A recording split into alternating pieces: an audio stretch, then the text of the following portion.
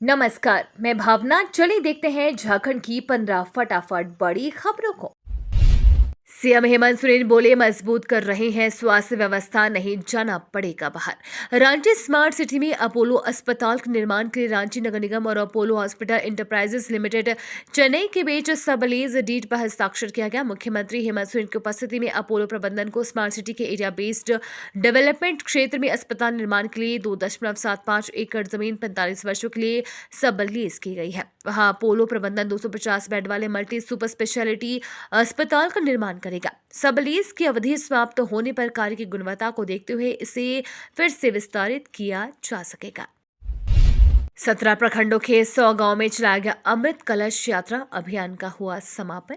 पूर्व क्षेत्र संस्कृति केंद्र कोलकाता, संस्कृति मंत्रालय, भारत सरकार एवं सांस्कृतिक कार्य निदेशालय झारखंड सरकार के संयुक्त तत्वाधान में आयोजित झारखंड के 100 गांव में अमृत कलश यात्रा का समापन समारोह शुक्रवार को ऑड्रे हाउस में किया गया। इसमें मुख्य अतिथि के रूप में धर्मेंद्र कुमार दीक्षित एवं विशिष्ट अतिथि के रूप में कार्यक्रम समिति सदस्य EZCC चंद्रदेव सिंह, विवेक कुमार सिंह प्रशाखा पदाधिकारी, सांस्कृतिक कार्य निदेशालय शुभम शर्मा, सहायक अनुभाग अधिकारी नेहरू युवा केंद्र संगठन कलावती कुमारी व सुजीत कुमार उपस्थित हुए।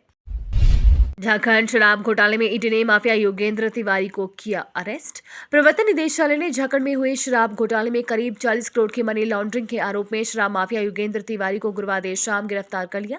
योगेंद्र पर ईडी के अधिकारियों की जासूसी कराए जाने का भी आरोप है। ईडी 20 अक्टूबर को योगेंद्र को PMLA के विशेष न्यायाधीश की अदालत में पेश किया। इसके साथ ही आगे की पूछताछ के लिए रिमांड पर लेने के लिए आवेदन देगा। ईडी वर्ष 2022 से इसमें शराब के कारोबार से जुड़े मामलों की भी जांच साथ साथ कर रही है। रघुवर दास को ओडिशा का राज्यपाल बनाकर बीजेपी ने निपटाया झमेला। झारखंड के पूर्व मुख्यमंत्री रघुवर दास को ओडिशा का राज्यपाल नियुक्त करने के बाद झारखंड भाजपा में खुशी और खामोशी दोनों देखने को मिल रही है। इस दौरान दास से मिलने आने वालों का तांता लगा हुआ है। लोग उन्हें नियुक्ति की बधाई देने आ रहे हैं। हालांकि ऐसा माना जा रहा है कि 2024 के लोकसभा चुनाव और विधानसभा चुनाव से पहले रघुवर दास की नियुक्ति के साथ ही रघुवर दास, अर्जुन मुंडा और बाबूलाल मरांडी के बीच झारखंड भाजपा में नेतृत्व का मामला सुलझ गया है। झारखंड के 3 IAS बनेंगे प्रधान सचिव, 1 CS और 7 सचिव। झारखंड के 3 IAS जल्द ही प्रधान सचिव बनाए जाएंगे। इसकी अतिरिक्त 7 विशेष सचिव स्तर के IAS को सचिव रैंक में प्रमोशन दिया जाएगा। इसकी तैयारी राज्य सरकार ने शुरू कर दी है। राज्य सरकार ने 1999 के बैच के अधिकारी रहे CM के सचिव विनय कुमार चौबे, पथ निर्माण सचिव सुनील कुमार एवं उच्च तकनीकी शिक्षा सचिव राहुल पुरवार को प्रधान सचिव के पद पर प्रमोशन के लिए केंद्र सरकार से सुपर टाइम स्केल में प्रोन्नति देने के लिए 3 रिक्तियां मांगी है। झारखंड की बसंती ने जीता 10,000 मीटर का रजत पदक। भारतीय एथलेटिक्स संघ नई दिल्ली एवं पश्चिम चंडीगढ़ एथलेटिक एसोसिएशन के तत्वाधान में 20 से 22 अक्टूबर तक स्पोर्ट्स कॉम्प्लेक्स चंडीगढ़ में आयोजित राष्ट्रीय ओपन अंडर 23 एथलेटिक चैंपियनशिप में झारखंड की अंतर्राष्ट्रीय एथलीट बसंती कुमारी ने 10,000 मीटर में 36 से 27 का समय लेते हुए रजत पदक जीता, जबकि प्रजक्ता महाराष्ट्र ने स्वर्ण, राजस्थान की चतुरू ने कांस्य पदक जीता। देवघर सदर अस्पताल को मिली एलाइजा मशीन, निःशुल्क संक्रामक रोगों की हो सकेगी जांच।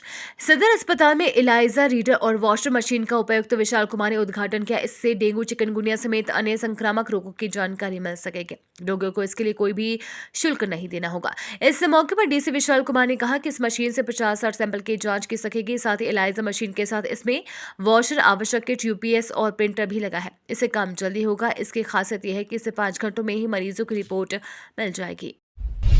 हाई कोर्ट जजों की नियुक्ति के मामले में सुप्रीम कोर्ट ने केंद्र सरकार को फिट जताया। हाई कोर्ट में जजों की नियुक्ति के मामले में सुप्रीम कोर्ट ने केंद्र सरकार को फिट जताया है। कोर्ट ने कहा है कि हमें दिवाली से पहले कुछ और प्रगति दे ताकि इसे बेहतर तरीके से मनाया जा सके। सुप्रीम कोर्ट अब नियुक्तियों की गति से संतुष्ट है। कॉलेजियम की सिफारिशों को दोहराने के बावजूद सरकार का बैठा रहना अभी भी चिंता का विषय है। ज्यादातर नियुक्तियां हो चुकी है, लेकिन थोड़ी और प्रयास की जरूरत है। अगली सुनवाई 7 नवंबर को होगी। चांद पर भारतीय को भेजने का मिशन, गगनयान का पहला बड़ा परीक्षण आज। चंद्रयान 3 की बड़ी सफलता से उत्साहित भारत अब महत्वाकांक्षी गगनयान मिशन की ओर छोटे कदम बढ़ा रहा है। आज गगनयान के क्रू मॉड्यूल एस्केप सिस्टम का श्रीहरिकोटा से लाइव परीक्षण किया जाएगा। ये उन 20 बड़े परीक्षणों में से पहला है जिनकी इसरो ने निकट भविष्य के लिए योजना बनाई है। ये सब प्रधानमंत्री नरेंद्र मोदी के लक्ष्य को पूरा करने के प्रयास में है कि इसरो को 2035 तक एक भारतीय अंतरिक्ष स्टेशन स्थापित करेगा और 2040 तक चंद्रमा पर भारतीय अंतरिक्ष यात्री को लॉन्च करेगा। सुप्रीम कोर्ट का आदेश, सिविल सफाई में हुई मौत तो देना होगा 30 लाख का मुआवजा। देश में सिविल सफाई के दौरान होने वाली मौत की घटनाओं पर सुप्रीम कोर्ट ने गंभीर चिंता जताई है। कोर्ट ने शुक्रवार को कहा कि सरकारी अधिकारियों को मरने वालों के परिजनों को 30 लाख रुपए का मुआवजा देना होगा। जस्टिस एस रविंद्र भट्ट और जस्टिस अरविंद कुमार की पीठ ने कहा कि सिविल की सफाई के दौरान स्थायी दिव्यांगता का शिकार होने वालों को न्यूनतम मुआवजे के रूप में 20 लाख रुपए का भुगतान किया जाएगा। पीठ ने कहा कि केंद्र और राज्य सरकार को यह सुनिश्चित करना चाहिए कि हाथ से मैला ढोने की प्रथा पूरी तरह खत्म हो जाए। सांसद निशिकांत की पत्नी के खिलाफ दायर एसएलपी सुप्रीम कोर्ट ने स्वीकारी। देवघर में जमीन खरीद मामले में गोड्डा सांसद निशिकांत दुबे की पत्नी अनामिका गौतम के खिलाफ झारखंड सरकार की विशेष अनुमति याचिका पर गुरुवार को सुप्रीम कोर्ट में सुनवाई हुई।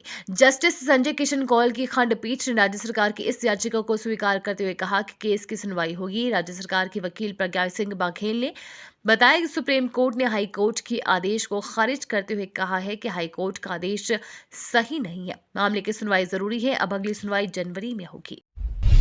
हरमू बाईपास रोड में जाम में फंसे सीएम हेमंत सोरेन को रॉन्ग साइड से निकाला गया। रांची के हरमू बाईपास रोड में लगे जाम में सीएम हेमंत सोरेन फंस गए। वे हरमू पंच मंदिर दुर्गा पूजा पंडाल का उद्घाटन कर कांके रोड स्थित आवास लौट रहे थे। इसी दौरान रात के 8:30 बजे भारत माता चौक के पास 5 मिनट तक जाम में फंसे रहे। बाद में उनके काफिले को रॉन्ग साइड से निकाला गया।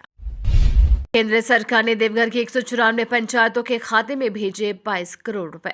केंद्र सरकार के 15वें वित्त आयोग से देवघर जिले की 194 पंचायतों के खाते में विकास योजना के लिए कुल 22 करोड़ रुपए भेजे गए हैं। इसमें अनटैड मद में 8.70 करोड़ रुपए व टैड मद में 13 करोड़ रुपए भेजे गए हैं। प्रत्येक पंचायत के खाते में 6-6 लाख रुपए भेजे गए हैं। इस राशि से गाँव में पीसीसी रोड, नाला सहित पेयजल व सफाई पर काम किए जाएंगे। इस राशि को ग्राम सभा के माध्यम से पूर्व में चयनित वैसे योजनाओं पर ही खर्च किया जाएगा।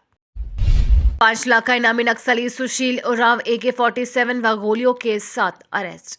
हेडहंज थाना क्षेत्र के सिकित गांव के जंगल से शुक्रवार को JJMP के सब जोनल कमांडर सुशील उरांव उर्फ बिरबल उर्फ विधायक जी को पुलिस ने एक AK-47 और 78 गोलियों के साथ गिरफ्तार किया है। गिरफ्तार सुशील उरांव 5 लाख का इनामी है। ये जानकारी शुक्रवार को पुलिस अधीक्षक अंजन ने प्रेस वार्ता में दी है। उन्होंने बताया कि सुशील उरांव को भगाकर ले जाने वाले उसके सहयोगी अमरेश उरांव को भी पुलिस ने गिरफ्तार कर लिया है।